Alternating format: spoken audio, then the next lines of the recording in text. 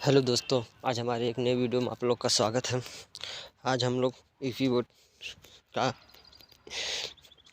प्रकाश chapter से कुछ important question करेंगे जो बहुत बेहद इम्पोर्टेंट है, जो हमेशा पेपर में 2 नंबर 4 नंबर में पूछा ही जाता है। तो बिना टाइम वेस्ट किए हम अपना क्वेश्चन देखते हैं। अगर आप लोग चैनल पर नए हो तो चैनल को सब्सक्राइब करिए, वीडियो को लाइक करिए और दोस्तों में शेयर करिए।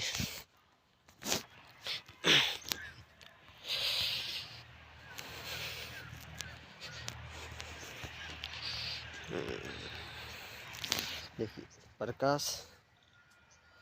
प्रकाश का अपवर्तन एवं परावर्तन, जो कि बेहद इंपॉर्टेंट क्वेश्चन है। इससे पूछा ही जाता है।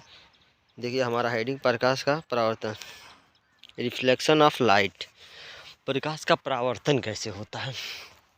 तो देखिए, प्रकाश किरणें एक माध्यम से दूसरे माध्यम में जाने पर अपने मार्ग से विचलित होने को प्रकाश का अपवर्तन कहते हैं। अपवर्तन कहते हैं। देखिए कैसे होता है। जब प्रकाश की किरण किसी एक माध्यम से दूसरे माध्यम में जाती है तो वह अपने मार्ग से विचलित हो जाती है। इसे हम प्रकाश का अपवर्तन कहते हैं। प्रकाश का अपवर्तन इसे कहते हैं।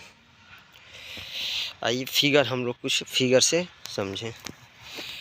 देखिए, हमारा एक समझ लीजिए कांच है। कांच का माध्यम है। तो देखिए, ये पहले तो अभिलंब मानिएगा, ऐसे ही बनाना पड़ेगा। जब आपको 2 या 3 4 नंबर क्वेश्चन में पूछेगा तो आपको ऐसे ही बनाना पड़ेगा। तो देखिए, अभिलंब और माध्यम बनाइएगा।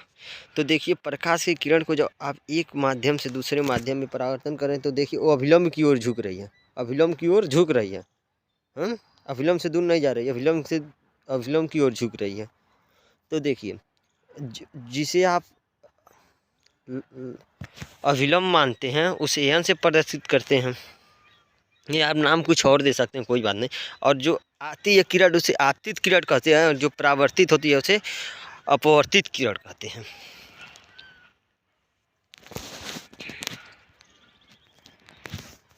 और देखिए अपवर्तन ये भी इम्पोर्टेंट है, हम इसीलिए कह रहे हैं इम्पोर्टेंट है। प्रकाश का अपवर्तन जो इम्पोर्टेंट है। देखिए, प्रकाश के अपवर्तन के 2 नियम हैं, निम्नलिखित 2 नियम हैं इसके। ऐसे ही पूरे बाकायदे से आपको लिखना पड़ेगा, तो 2 या 4 नंबर या 5 नंबर, जितने नंबर में पूछे उतना नंबर मिलेगा। और इससे बहुविकल्पी भी बनता है। बहुविकल्पी कैसे बनता है कि प्रकाश एक माध्यम से दूसरे माध्यम में जाने पर आपतन ओर झुकती है या परावर्तन ओर झुकती है। यही 2-4 ऑप्शन दे देगा। देखिए, प्रथम नियम क्या है। आपतित किरण तथा परावर्तित किरण तथा अभिलंब तीनों एक ही तल में होते हैं। कैसे? तीनों एक ही तल में होते हैं। देखिए, तल एक है, इसीलिए कह रहे हैं कि आपतित किरण, परावर्तित किरण तथा अभिलंब तीनों एक ही तल में होते हैं। आइए अब दूसरा नियम देखते हैं। द्वितीय नियम, किन्हीं 2 माध्यमों के लिए एक रंग के प्रकाश के लिए आपतन कोण की ज्या साइन आई तथा परावर्तन कोण की ज्या साइन आर का अनुपात एक नियतांक होता है।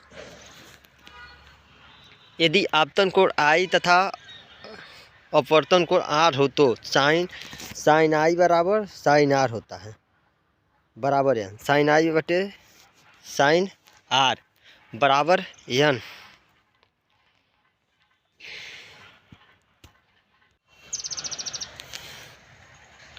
नोट में कुछ है। अपवर्तन कोण के दूसरे नियम को स्नेल का नियम कहते हैं। देख, अगर आपको पूछे स्नेल का नियम किसे कहते हैं तो भी आप इसी को लिखेंगे। ये जो दूसरा नियम है इसी को स्नेल का नियम भी कहते हैं।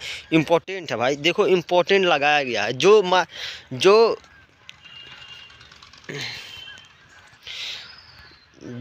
नोट पर जो टिक मारा गया है, एक काले से जो टिक मारा गया है, ये इम्पोर्टेंट क्वेश्चन है। और हम इम्पोर्टेंट क्वेश्चन ही लेकर आएंगे। सारा जितना वीडियो रहेगा इम्पोर्टेंट क्वेश्चन का। प्रिज्म इंग्लिश में भी प्रिज्म कहते हैं। कि 2 असमांतर समतल पृष्ठों के बीच स्थिर पारदर्शी माध्यम जैसे कांच को प्रिज्म कहते हैं।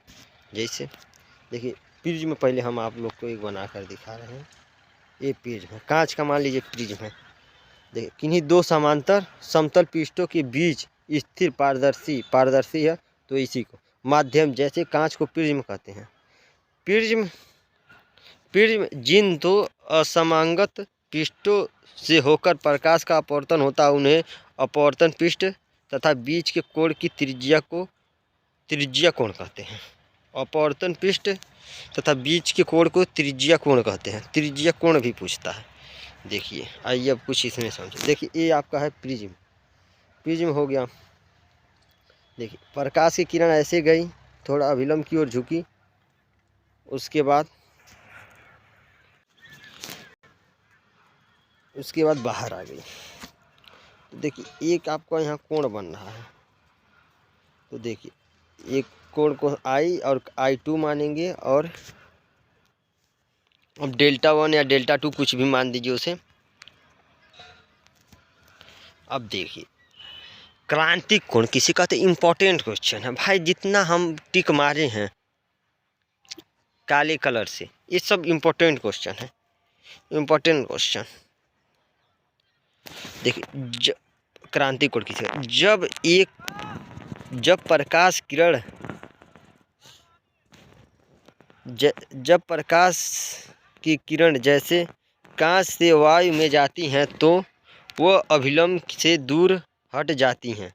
यहाँ दूर है, हट जाती हैं। इस स्थिति में आपतन कोण I का मान आपतन कोण R से कम होता है। मतलब जब प्रकाश की किरण किसी एक माध्यम से दूसरे माध्यम में जाती हैं, अभिलंब से दूर हट जाती हैं, इस स्थिति में आपतन कोण R से कम होता है। यदि आपतन कोण को धीरे धीरे बढ़ाया जाए तो आपतन कोण R भी बढ़ेगा तथा एक निश्चित मान पर अपवर्तन कोण R बराबर 90 डिग्री हो जाता है। इस स्थिति में आपतन कोण I का क्रांतिक कोण कहते हैं। इस आपतन कोण को क्रांतिक कोण भी कहते हैं। अब देखिए कुछ आइए समझें। देखिए जैसे क्रांतिक कोण का मान पूछ सकता बहुविकल्पी में, दे देगा R बराबर 30, R बराबर 45, R बराबर 90, ऐसे 4 बहुविकल्पी दे देगा, उसमें देगा R बराबर 90। तो अगर आप लोग वीडियो देखेंगे, पूरा वॉच टाइम करेंगे, तभी आपको पता चलेगा, नहीं तो आप इसे नहीं समझ पाएंगे। तो उम्मीद करते हैं कि वीडियो आपको समझ में आया होगा। अगर वीडियो आपको समझ में आया तो वीडियो को लाइक करिए, चैनल पर नए हो तो चैनल को सब्सक्राइब करिए, और ये शॉर्ट नोट्स आप ज़रूर बना लीजिए। बना लेंगे तो आपके लिए फ़ायदेमंद रहेगा। तो मिलते हैं अगली वीडियो में दोस्तों। धन्यवाद।